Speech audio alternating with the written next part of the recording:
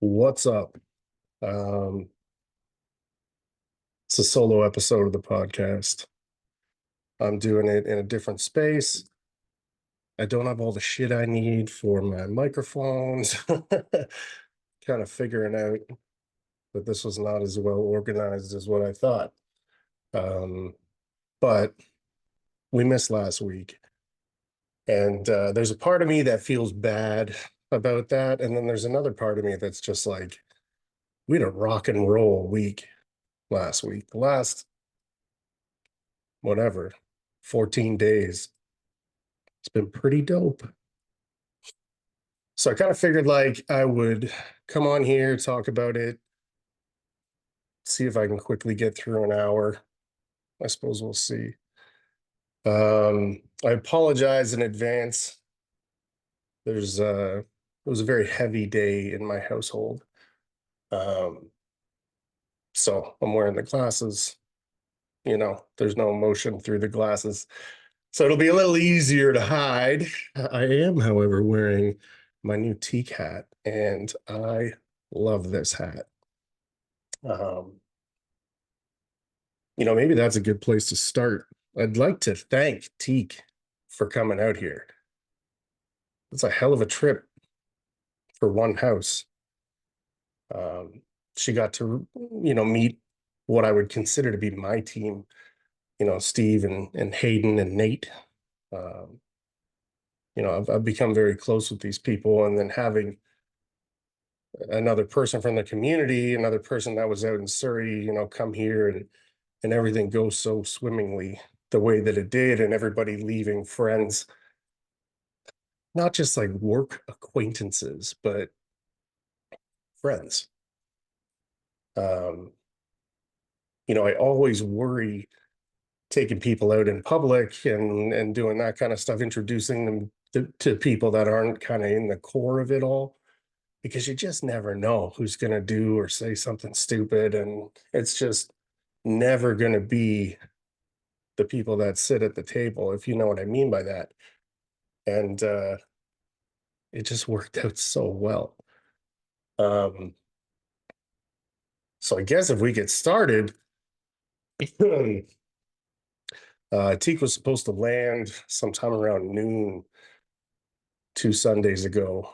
And I was going to take Brawley home early to go and get her. And then I woke up to a text that was like, it's been delayed like 6 hours or something stupid. So, um, on my end, that was a good thing. I got to spend a little bit more time with Brawley. We actually stole a little extra time because I was driving that way anyways. He's about 20 minutes from my house, heading that way on the highway. So not only did I get the whole visit, we got to steal a little extra. CSR was kind enough to hook us up with a bunch of tickets for stuff. It was, Steph's first time in Ontario. So, right away, I think about the CN Tower, I think about the Sky Dome or Rogers Center, whatever it's called now. Think about Niagara Falls. There's a couple of things that we are like known for in Ontario. And yeah, she was down to do that. Now, that was all going to be first day. It got screwed up because of the plane.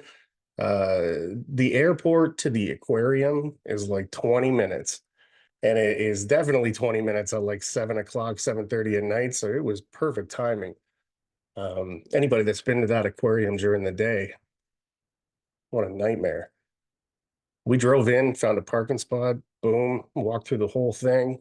She got all the pictures and stuff that she wanted. We did the CN Tower, got a bite to eat, and then headed up to Barrie. Um, Kind of day one, we get to sight, and Hayden's tail is just wagging like crazy. And that's one of my favorite things about him is that excitement. I'm pretty good at managing my excitement. Uh, he is not, man, and I love every minute of it. So um, we start, we do the tour. All of his guys did pre-fill beads. We were real set up to just start taping day one. And that's exactly what we did. Uh, Steve showed up a little ways after that. We got two tapers going, one upstairs, one downstairs. Uh, Steph chased me around wiping. I think all the flats and butts on the walls. She got some time learning that taper in Surrey, but I don't think she got some time to have that like frustration on the taper. So we let her do all the ceilings. And I was chasing around after, not a big deal, doing the wipe down. So like I'm kind of on top of it. Uh, but just having the ability to take the time to let her run it and like, this is what you're doing, this is that. I kept saying keep the bum up because you want to have that taper not straight up and down 90 degrees. You want it, on a hell of an angle, 45-degree angle or even more, depending, you know, the math of it all or whatever. And Lauren from CSR came down, did a bunch of videos and stuff. The builder, I actually think it's the contractor, had a videographer there day one as well. So that kind of chewed up a lot of the time.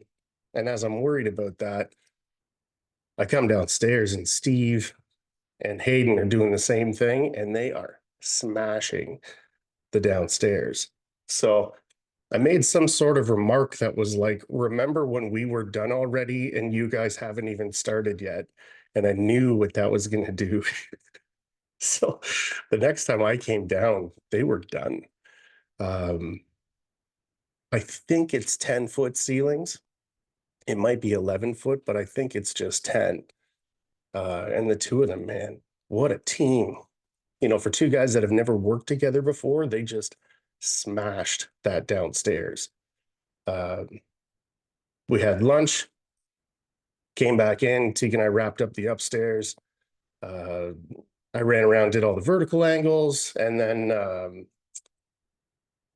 Steve came up. They were obviously done at this point and kind of gave her some pointers on doing the top angles. Again, easily the most frustrating part of running that auto taper is the top angles. She did great. It's these work sites are a lot of fun for sure.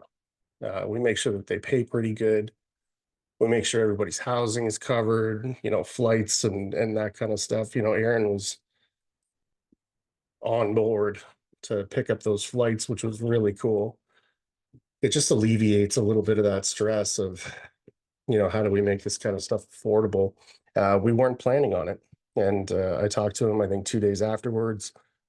Um, was the night that we did Jenny's book interview. He called, we had a little bit of a back and forth, and it was a solid move. There's very few people that I've bumped into like Aaron St. James. As Teek would say, I'll tell you that for free. Um, the biggest part of these sites is that it's not one good person and three helpers. It's four very good drywall finishers. And very rarely are you going to have four very good drywall finishers. And I don't mean to bunch myself into that. I'm just gonna hop on the bandwagon because Steve's so good. I can pretend that it's me too. um, you're never going to find four people that do stuff the same way. It's very rare. Um, I would call myself a machine taper because I straight up, if I don't have to pull out anything and I can just run the machines, that is my MO. I've kind of taught myself how to do it. I'm 2 years into it. And for being 2 years into it, I think I'm doing real good. I had fundamentals of pen and knife work coming into it. But doing that, man, I quit. I quit doing that.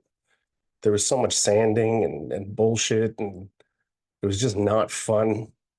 You'd get called in to tape somebody else's shitty work, and it was just impossible to do with the knives. Um, and I don't know if that was 10 years ago. Um, Steve runs all the tools, Hayden runs all the tools, but the strengths that Steve has is he is just a trowel gangster like you would not believe, and it's effortless. I remember at one point, Teek looked over at him and was like, "I was pretty sure I was good at this." Kind of like till I saw you doing it. And it's just style. It's style and time and all of those things. And there is a difference between being very good at something and actually mastering it.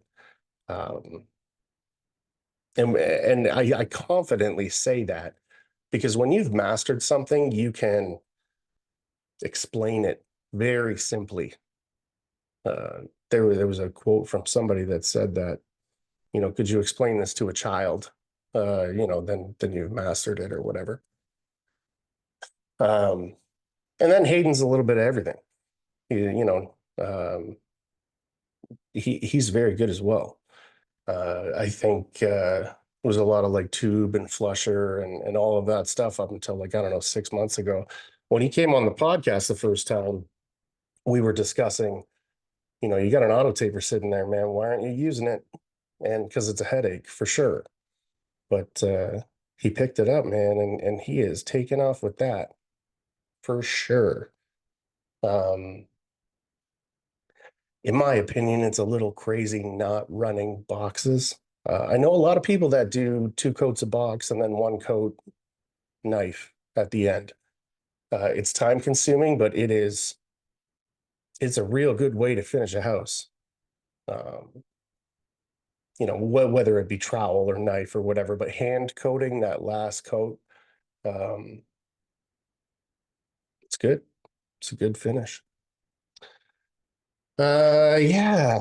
So I mean, first day we taped everything out, kicked ass. Everybody had a good day. I came back to the house. This is a beautiful house that they got us set up in. It's like a big 4-bedroom house. It's good layout. It's good space, and we just kind of got after it.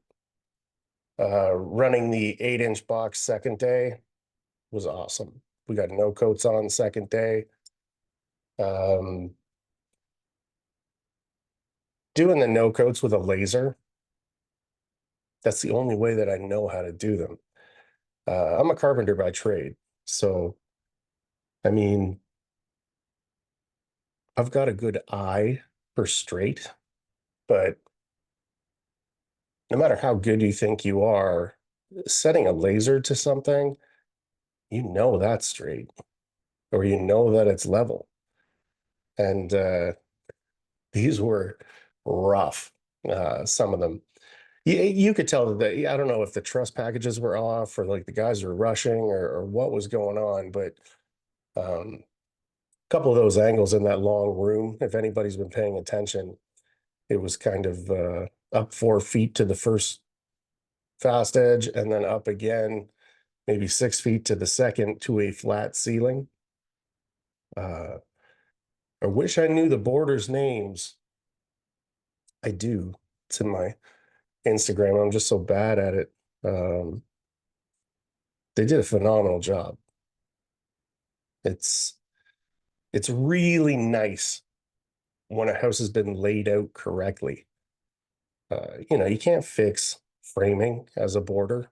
You can, but shimming and doing all that kind of stuff, like unless you're getting big money for a site, it's very hard to take a hit like that where you're not quite doubling your time in some rooms to make everything perfect, but kind of is what it is. So very, very minimal butt joints on this house. Some of the obviously the ceilings, you're going to get them because they're big. Some of the bigger rooms for sure, you're going to get them, but these guys were like full sheet go. And what a huge, what a huge win for us. Uh, no coats are tough. That really comes. I keep saying no coat because that is just the terminology I've been using. I do not use no coats. I use fast edge. Trimtex has been really good to us. They've been really good to me personally. I've not had any problems with them, not yet. Uh, I would assume not ever, to be honest. It's a solid product. I like it a lot. Um, those are really the tricky parts. Window returns. We had some issues around one of the doors, and it was really cool because we had a couple of people there that really give a shit. So there were a lot of very easy answers to what to do around that door, and they were unacceptable to us. So we went and got some shower bead. There was some L track. We had corner bead on site. There was a lot of things at our disposal. And in the end of it all, we kind of all understood that we have to build that corner out and return it back to the door properly. It was definitely a framing issue, and then the borders were shy, and then when it got pre-filled real funny, uh, but only because of the situation that it's in. Like nobody's at fault for that. But when you come in to finish something like that, it's gonna take some time because you want it to be perfect. Uh, Everybody understands the job that we're there to do, the job that we want to hand over to the customer, kind of show them what we got, right? And it ended up beautiful. So I'm happy that that was there because it was really the only time in the whole site that I could use my tech dry. And I'm a big fan of that tech dry knife. It comes in so handy when you need it. And I feel like ever since I've owned it, there's been minimal places to use it, which is I'm bummed about because I want to do more content for Corey. He's a hell of a guy. I like the brand. It's made in the US. It's all done properly. There's no shortcuts. So whenever I get to, it's a little bit of a display, at least on the stories. Uh, so that was a lot of fun. Um, my dad got a snowblower one time, and we were having these blizzards, blizzards and blizzards and blizzards and blizzards. And then he bought that snowblower, and we stopped getting blizzards. And I remember talking to him about it, and I was like, "Doesn't that drive you crazy?" And he was like, "If all I had to do was buy a snowblower to stop the blizzards, that's a win in my books." And I kind of think about the tech dry like that because if me having it on me all the time is what is stopping all of these little angles, I'm so good with that. I think there's three spots in this next house, just beside door frames and things like that, where we'll be able to use it and make some content or whatever. So I'm happy about that. Circling back to Trimtex, they've been kind enough to supply us with the bead for this job, and that's another big part of it. People always ask like, how are you bringing flying people in to do these jobs? Well, it comes down to a lot of the companies that work with us. Everybody kicks in a little bit, and it alleviates a lot of that pressure of financial pressure,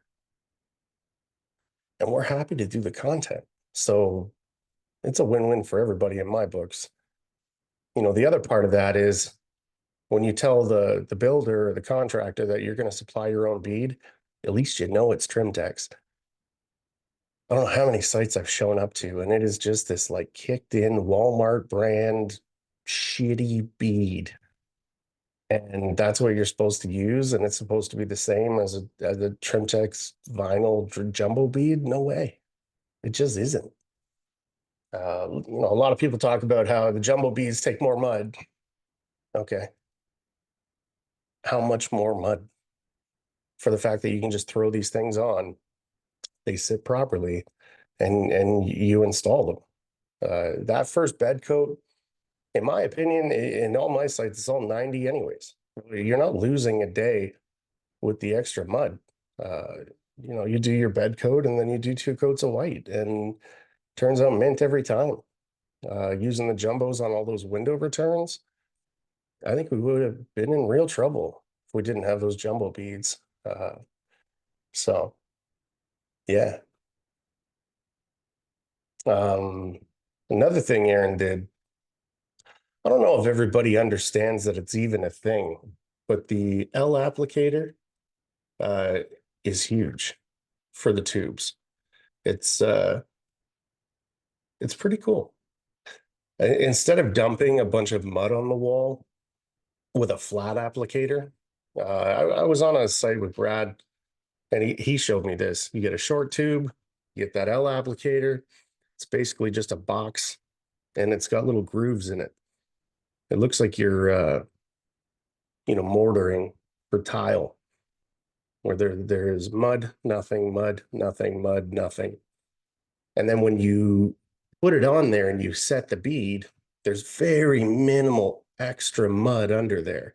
I kind of bed it and I wipe the excess off, take the corner cobra now, run it, very minimal cleanup. As opposed to before, where I mean, if you're putting it on with a knife, you're putting on lots. Because if you don't put enough, you're redoing it. So it's hard to kind of differentiate how much is too much. And if you're using a flat applicator, man, you're putting too much mud on. Unless you are very, very good at running that tube. And I mean, I jumped right into auto tools. So that finessey stuff with the tube, I just never got good at it. Guys like Dusty, that's how he runs his angles. He's very good at it. Takes practice. And I just jumped right into the corner box. So, I mean, I've been lucky. I've been very fortunate. Columbia Tools, thank you. Um, Set your laser, run that L applicator with a short tube. You stick that tube into a pump, keeps everything clean. If you're not overdoing it, if you're not running over mud that's already there, that L applicator stays clean for the most part. And it's kind of the perfect amount of mud. I mean, we've got tons of content from this last week, and we haven't even scratched the surface of trying to put it out. It's been a real treat having Teek around and watching what she does when it comes to the social media stuff. Can you take a bunch of videos while I'm doing this and doing that? Absolutely. And you bank that. You put out one video a day, and it doesn't seem like a lot to do one video a day. But if you're putting it out properly and you're being consistent with your timing and you're tagging the right stuff and you're using the right hashtags and you're understanding that algorithm a little bit more, it's a little crazy what you can do.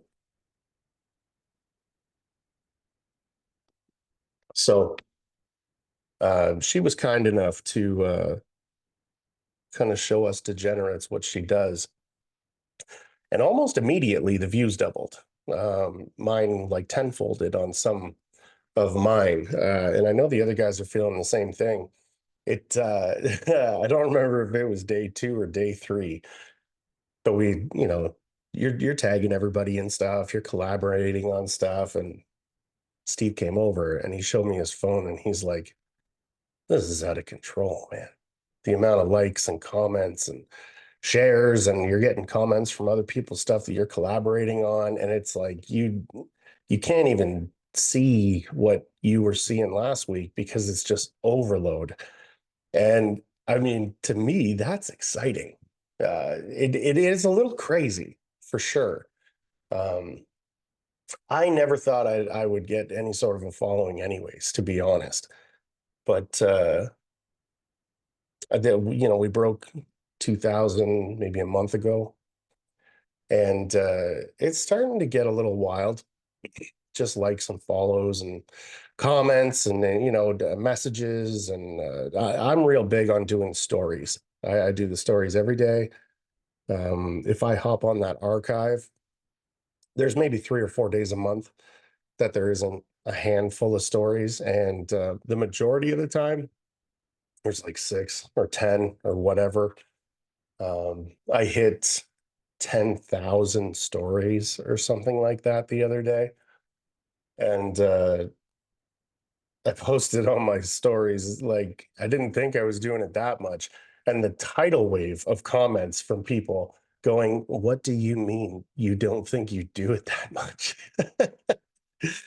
um, I hear about it a lot from people that are just like, dude, I love it. It's funny, everything's good, but there's just such a sheer volume of it that I just can't get through it. And honestly, it's for me, most of it, or it's like for the people that I'm you know, poking fun at or companies that I'm putting on it. Like if it pertains to somebody, I typically tag them.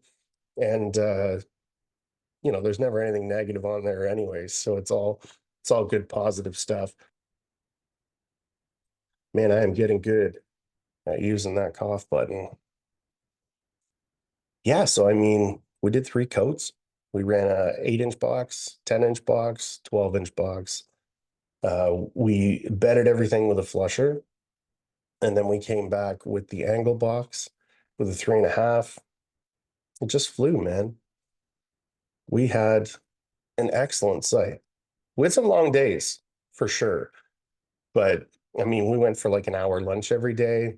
We were getting there at like 8 o'clock, sometimes 9 o'clock, leaving, 5, 6, 7, some of the 8. We had a couple 12s. And you got to hit your checkpoints. But when you're stopping, you're doing content, everybody's having fun. I've always been of the mindset of like, if I'm out of town, I don't care. I'll live on site. This next week that we're flipping into now, Hayden is now back from vacation. Uh, Steve, Hayden, and I are going to crush this house, and we'll just stay till we got to. I'm fully recharged. I think everybody is from having the weekend off. We did that like 12-day stretch or whatever it was. And by Friday, there was a lot of like, ugh, and that's not good. It's not good for sight. It's not a negative attitude by any means, but it is like I am exhausted. How much more of this is there to do? And you kind of pick your checkpoints, you hit them all, and you go. Steve has this uncanny ability to go, okay, there's X amount of butt joints left. I'm going to see how long it takes me to do this room's worth of butt joints. 4 minutes or something, or whatever it is per butt joint. I did 6 and 4 minutes or whatever he's doing. And then he just calculates in his head, okay, it's another half an hour if I gas it. And that's exactly what he does. Um, it's been real good with the team where if somebody was still wrapping something up, whoever got finished first started cleaning tools. Back here at the house, we got a garden hose set up right at the driveway. So I just sprayed everything out as soon as we got back, wrap it in garbage bags, put it in the truck. When we're done, get home, spray it all out, get soaked, because what does it matter? You're soaked from sweat anyways. And and then you're done. And everything is tickety-boo clean. The one thing I'm not doing back at the house is spraying everything down with the fluid film, which I kind of wish that I did. Not that it hurt anything, but typically that's how I wash stuff. Get it all sparkly clean and give it all a good spray. Um, Make sure that it's lubricated. And then when you want something, you just take it out of your box. It's brand new, hiya, hiya. The end of the first week, we wanted to have it sanded out on Friday and go, go, go. And we lost some time. We had some visitors come to site. Nate was on site. He brought his son. We all hung out, which was good. We went for an excellent lunch. This place had pancakes that were big and fluffy and like crunchy on the outside. I had a full breakfast and then I ate three pancakes and I was like ready for bed when we got back to site. We wrapped up the day, of course, but it was like no more pancakes at lunch, which wasn't even true because Teek's last day, that's what we did. We went back there, ate some more pancakes. That's like a truck stop. It's uh, it's real nice out here. You know, Barrie is much bigger than I remember it being, but Hawkstone or Hawkthorne or wherever we are with the house is it's small town, man. And I love that small town feel. It's it's nice. Everywhere seems to be mom and pop owned. You know, the people that live there are small town people. Um, it's a kinder vibe, if that makes sense. Uh, we had this conversation way prior that Hayden has booked his vacation. Leave Friday and then Saturday to the following Sunday, which now he is just coming back from. So, we worked him to the bone that last day, and Steve just kind of went over and he was like, "Hey, man, go away. That's you're officially missing your vacation that you've worked the entire year for. Just go." And we wrapped up a few things, and he was on his way. Sanding, Steve's got that Merca. He could hit everything from the ground with the extension, um, and did a great job. Hayden left his Festool for me. I ran upstairs, Festooled everything. Uh, Steph is used to pole sanding, so she went at the corners, and it all just kind of came together. By the time that he was done the downstairs, I was done the upstairs, and we just started sponging. Everybody sponge, sponge, sponge. We had very minimal touch-ups, scratches, little things. We went in the following day, did all the touch-ups, and started taping the next house. It was an excellent, excellent experience. So we got out to have a couple of good dinners. We ate in a couple of nights too, which was really good. Um, the nice thing about this site is it wasn't one of these like everybody has to be together 24 hours a day. It was like as soon as the work's done, you need to take some time or you want to do whatever, or you want to go here, you want to go there. It didn't have to be pressed up against each other the whole time. There was some kind of hockey game on one of the nights. So we tried to get over to whatever restaurant it was. And we walked in and they just went, no. And we were like, yeah, but like, when do you think? And they just shook their head again and went, no. We don't know when someone's leaving. It could be forever. Everyone could be here for the game, like every single seat and people standing. It was crazy. So we went over to like Kelsey's or something. And it's been a while since I went to a Kelsey's, man. It's delicious. We had some good wings. Spinach dip was something that I had totally forgot about, which was cool. A lot of good meals. Uh, Hayden took us to, he called it a taco place. And when we got there, there was no tacos on the menu. So we were waiting for him. He shows up. He's like, no, no, it's on this other secondary menu. And they were so good. There was chicken and beef and some sort of like chopped up beef. Um, One of them was like vegetarian, so it's like mushrooms and peppers, and man, they were so good. It was really quite incredible. Um, yeah, so we got over to the second house. Hayden's guys, same thing, did all the pre-fill, put in all the beads.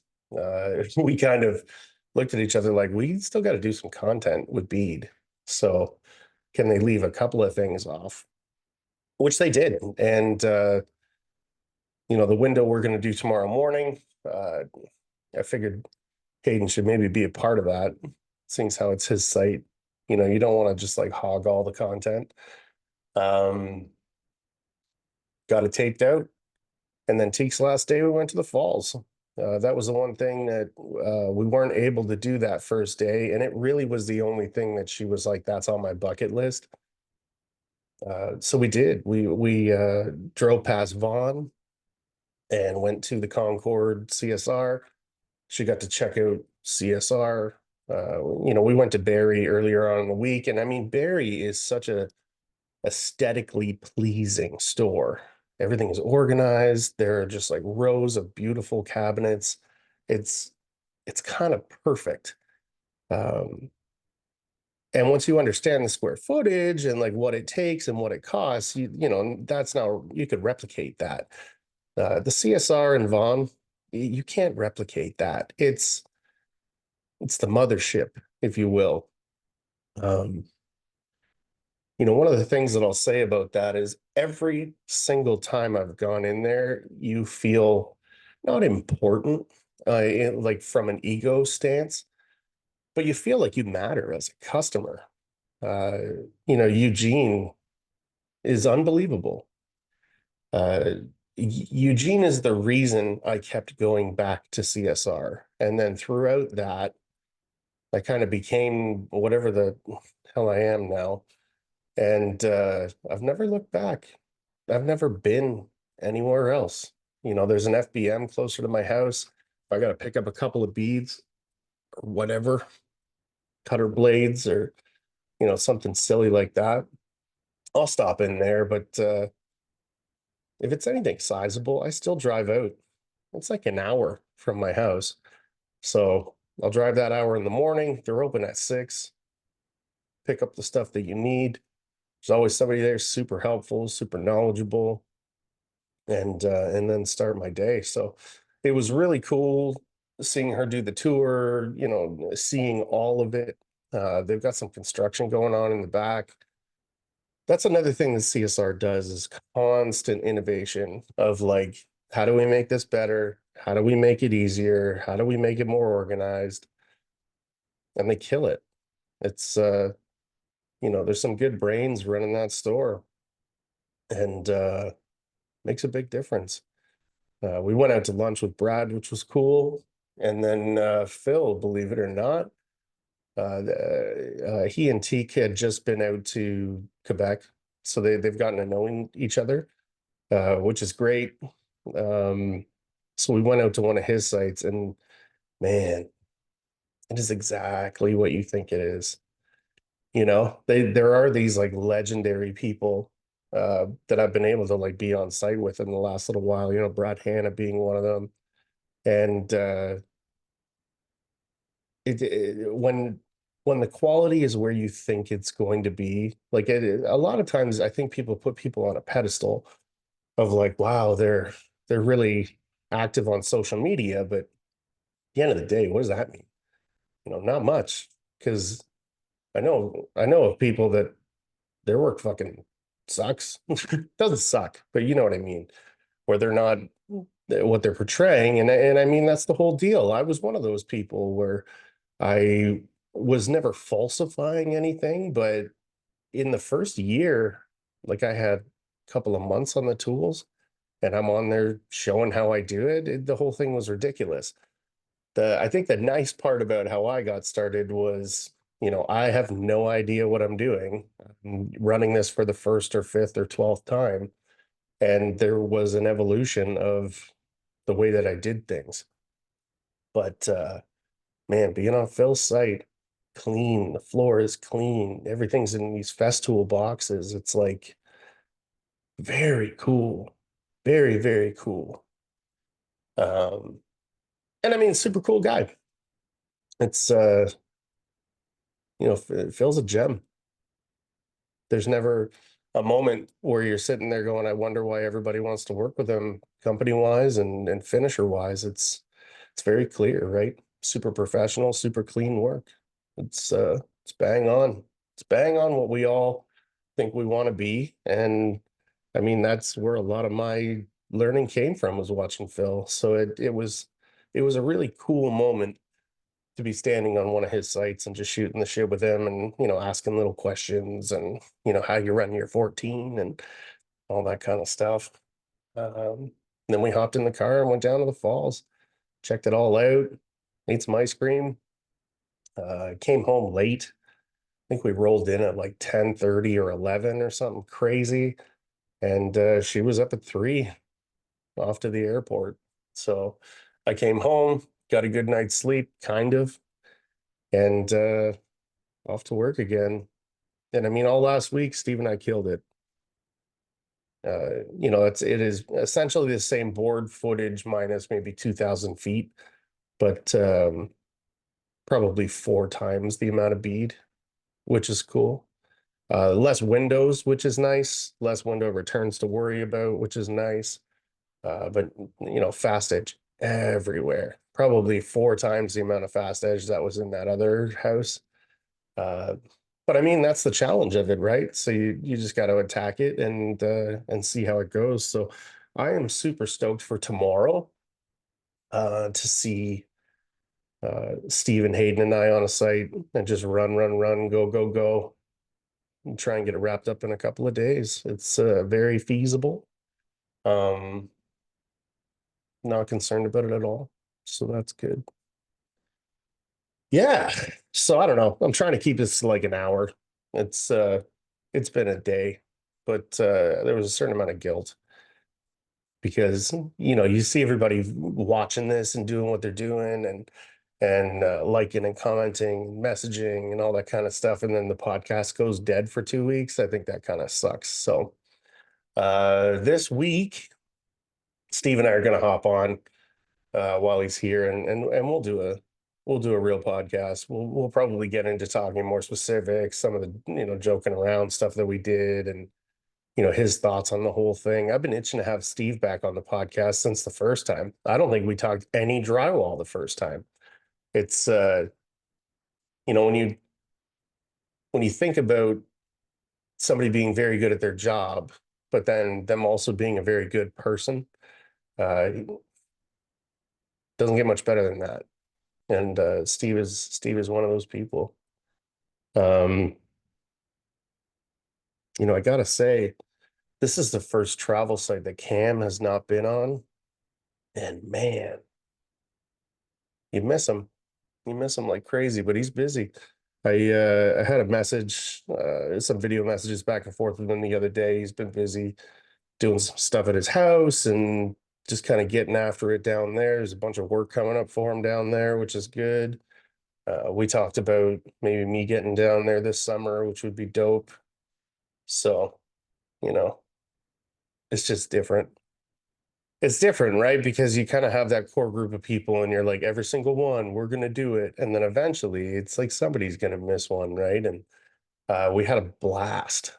So, but, if you ever spend any time around Cam, you pretty quickly understand what I'm talking about. We just had them up for the Fresco event, which was dope. Nick and Cam and Wes all came up, and that was cool, man. 2 days of events. They both went really well, and we got to play in the mud. It was very different than the first one. The first one was doing an event where I don't think everybody even knew about it. I don't think it had a big social media presence yet. Uh, his podcast, the Drywall Podcast, has done Fresco Harmony a huge service. And, creating this community that we have now, I think my podcast has been a big part of it just because it opens up those lines of communication between people that you probably wouldn't have talked to. Like, when would you ever had the chance to talk to somebody for an hour or 2 hours or 3 hours? When I met Hayden at the Coffees and Contractors, I immediately was like, dude, I got to have you on the podcast. We got to shoot the shit, dude.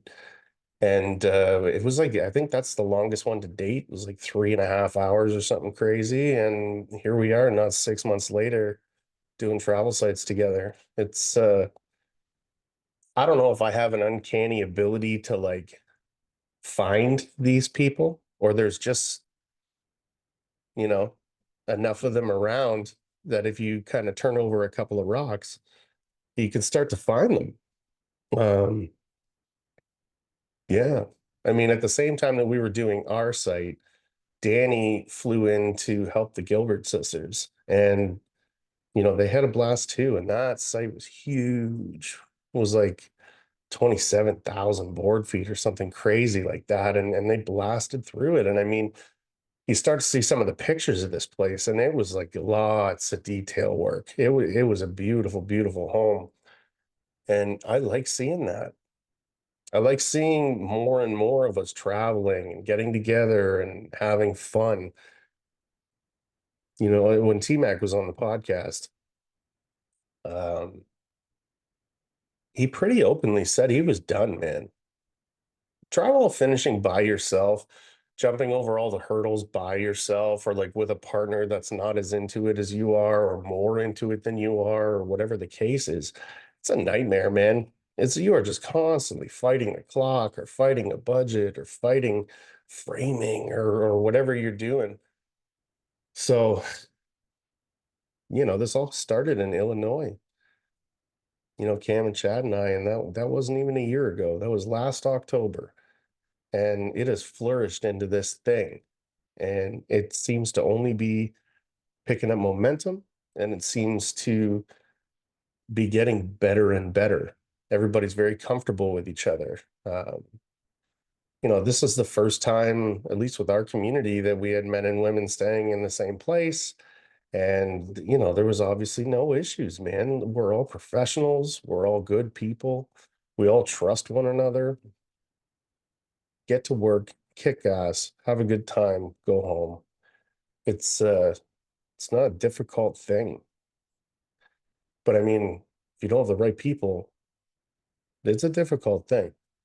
So good times, man. Good times had by all, and that's what's really important. We're talking to more and more people and talking to more and more builders. So this will not be the last of it. And I mean, everybody that leaves these things, they're itching to do it again. So it's been a good ride. Speaking of T-Mag came up. He brought Ben with him, and we had a pretty good day. They stuck around for most of the day, which it was a long visit. It was like 9 to 2 or something like that. But it's nice. It's nice to see people outside of like events, and it's nice to see people in person. Give them a hug. Uh, hear their 2 cents on things, and um, T-Mac was showing me that when he's boxing ceilings, he's got the brake on the whole time, and he's not hitting those wheels. And um, it's a lot less force that you got to put into it. That's for sure. Um, I don't really have a big problem with that, just because I'm enormous. So, pushing that box against the ceiling and keeping it consistent isn't a real problem for me.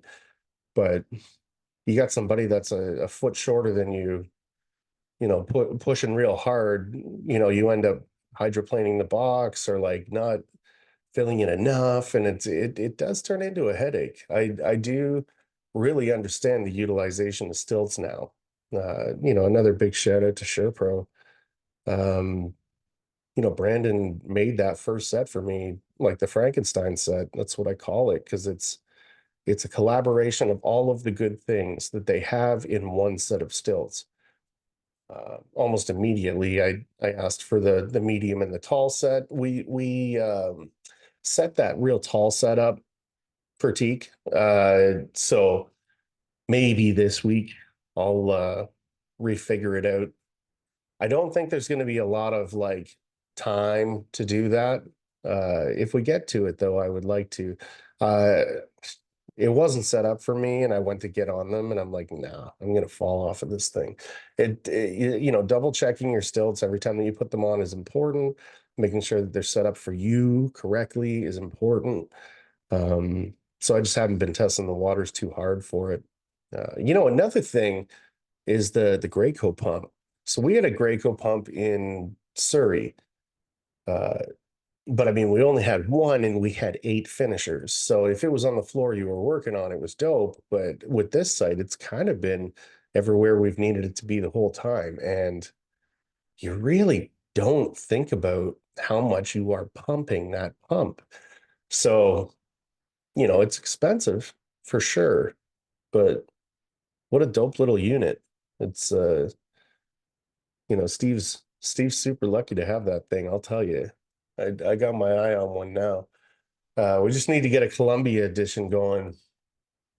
I'll rock that for sure. Yeah, so I don't know.